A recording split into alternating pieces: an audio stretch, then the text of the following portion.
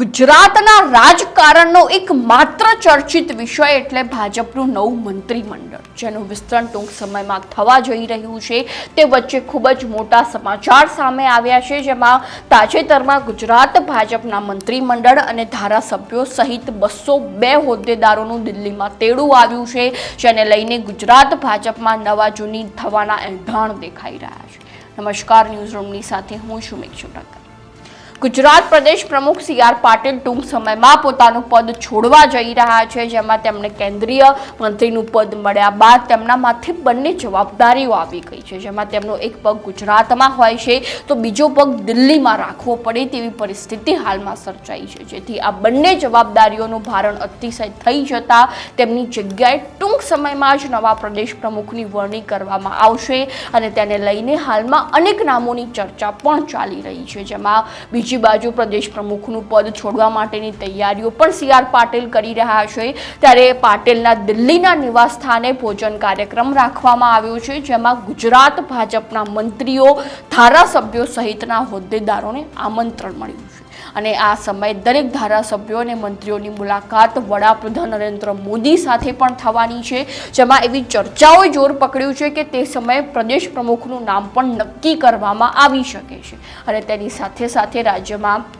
ટૂંક સમયમાં જે મંત્રીમંડળનું વિસ્તરણ થવાનું છે તેને લઈને પણ ચર્ચાઓ થઈ શકે છે અને નવા મંત્રીમંડળમાં કોને સ્થાન આપવું તે અંગેના નામોની ચર્ચાઓ પણ કરવામાં આવી શકે છે તેવા સમાચાર હાલમાં મળી રહ્યા છે। ને બીજી બાજુ ભાજપના નવા સંગઠનની રચના પણ કરવાની છે અને તેના જિલ્લા પ્રમુખ અને તાલુકા પ્રમુખના નામોની પણ ચર્ચા થઈ શકે છે, એટલે કે દિલ્હીમાં સી.આર. પાટીલના નિવાસસ્થાન પર યોજાઈ રહેલો આ ભોજન કાર્યક્રમ ગુજરાત ભાજપ માટે કંઈક નવા જૂની લઈને આવે તો નવાઈ નહીં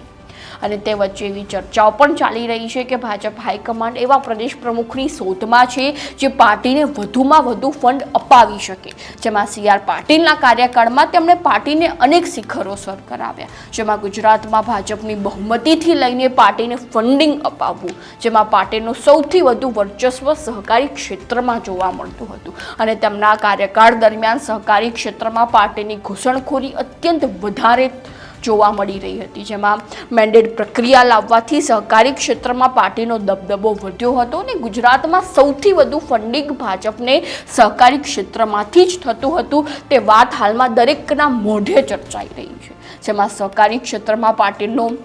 વધી રહેલો દબદબો અનેક હોદ્દેદારોની નારાજગી પણ વ્યક્ત કરતો હતો, જેમાં સહકારી ક્ષેત્રમાં પોતાનું વર્ચસ્વ વધારીને પાટીલે સૌથી વધુ પાર્ટીને ફંડિંગ અપાવ્યું છે, જેમાં રાજ્યમાં એવી કેટલી સહકારી સંસ્થાઓ છે જેમાં હાલમાં પણ ગૃહમંત્રી અમિત શાહનો દબદબો જોવા મળી રહ્યો છે, પરંતુ ઇફકોની ચૂંટણીમાં પાર્ટીનું અભિમાન તૂટી ગયું હોય તેવા દ્રશ્યો સર્જાયા હતા, જેમાં ભાજપના ધારાસભ્ય જયેશ રાદડિયાએ જ પાર્ટી વિરોધમાં ફોર્મ ભરતા અને જીત મેળવતા જ ભાજપમાં હળબડાટી મચી ગઈ અને સી.આર. પાટીલનું નાક કપાઈ ગયું હોય તેવી પરિસ્થિતિ પણ જોવા મળી અને તે સમયે ભાજપને પણ ક્યાંક અહેસાસ થયો કે ભાઈ દરેક સમયે સહકારી ક્ષેત્રમાં અમારી મેન્ડેટ પ્રક્રિયા સફળ રહે તે જરૂરી નથી। હવે મહત્વની વાત તો એ છે કે હાલમાં ભાજપ હાઈકમાન્ડ સી.આર. પાટીલ જેવા વ્યક્તિત્વની ખોજમાં જ છે જે પાર્ટીને વધુમાં વધુ ફંડિંગ કરાવી શકે, એટલે જે પણ સહકારી ક્ષેત્રના હોદ્દેદારો એવી વિચારસરણી રાખીને બેઠા હોય કે ભાઈ સી.આર. પાટીલનો કાર્યકાળ સમાપ્ત થવાથી પાર્ટીનું વર્ચસ્વ સહકારી ક્ષેત્રમાં જોવા નહીં મળે તો તે વિચારો પર તેમને પૂર્ણ વિરામ મૂકી દેવો જોઈએ, કારણ કે હવે જે તે પ્રદેશ પ્રમુખ આવશે તેના પર પણ ફંડ આપવા માટેનું એક પ્રેશર ભાજપ હાઈકમાન્ડ મૂકશે, એટલે તેથી તે નવા પ્રદેશ પ્રમુખ પણ ફંડ શોધવા માટે સહકારી ક્ષેત્રનો માર્ગ શોધશે તે નક્કી છે।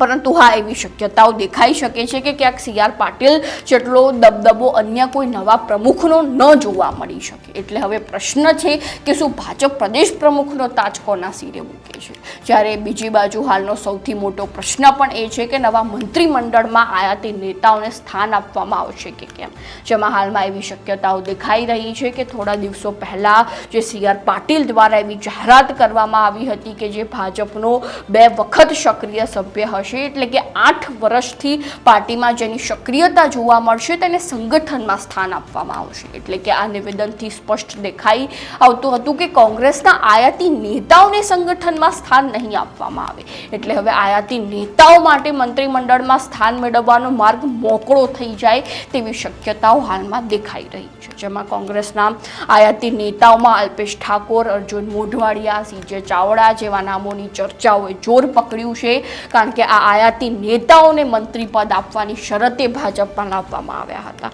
તો શું હવે તેમને નવા મંત્રીમંડળમાં સ્થાન આપવામાં આવશે કે કેમ? અને જો તેમને સ્થાન આપવામાં આવશે તો પણ ભાજપમાં આંતરિક વિખવાદનો રાફડો ફાટી નીકળે, અને જો આયાતી નેતાઓને મંત્રી પદ ન આપવામાં આવે તો ક્યાંક ભાજપમાં બળવો થવાની શક્યતા પણ જોવા મળી રહી છે. તો આ પરિસ્થિતિમાં ભાજપ હાઈકમાન્ડ ક્યાંક ડેમેજ કંટ્રોલના રોલમાં પણ જોવા મળી શકે છે. તો હવે જોવું રહ્યું કે નવા મંત્રીમંડળમાં કયા મંત્રીઓને સ્થાન આપવામાં આવે છે અને નવા પ્રદેશ પ્રમુખમાં કોનું નામ જાહેર કરવામાં આવે છે. તો આવી જ નવી માહિતીને જાણવા માટે ફોલો કરતા રહો ન્યૂઝરૂમ.